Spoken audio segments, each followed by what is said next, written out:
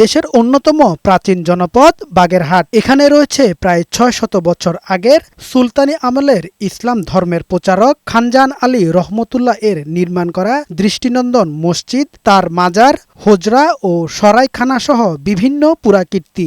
রয়েছে ৩৬০টি পুকুর ও দিঘি, যা ১৯৯৫ সালে বিশ্ব ঐতিহ্যের তালিকাভুক্ত করে ইউনেস্কো। তবে পরিচর্যার অভাবে হারিয়ে যেতে বসেছে পুরাকীর্তিগুলো। এলাকাবাসীর অভিযোগ, তদারকি, সংস্কার ও যথাযথ পরিচ্ছন্নতার অভাবে পুরাকীর্তিগুলোর সৌন্দর্য হারাচ্ছে।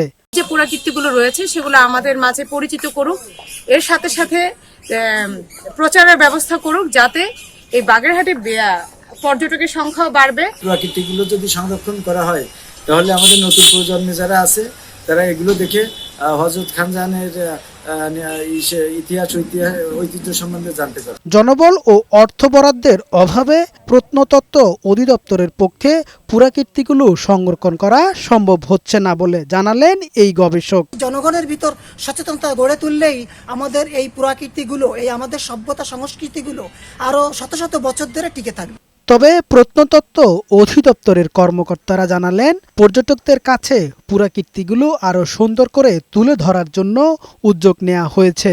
যেগুলো শরীফিক আছে সেগুলোকে আমরা পর্যটকদের সামনে বা ইতিহাসের উদ্ঘাটনের জন্য আমরা কাজ করে থাকি।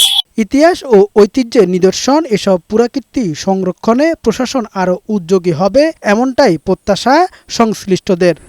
কামাল উদ্দিন, বৈশাখী সংবাদ।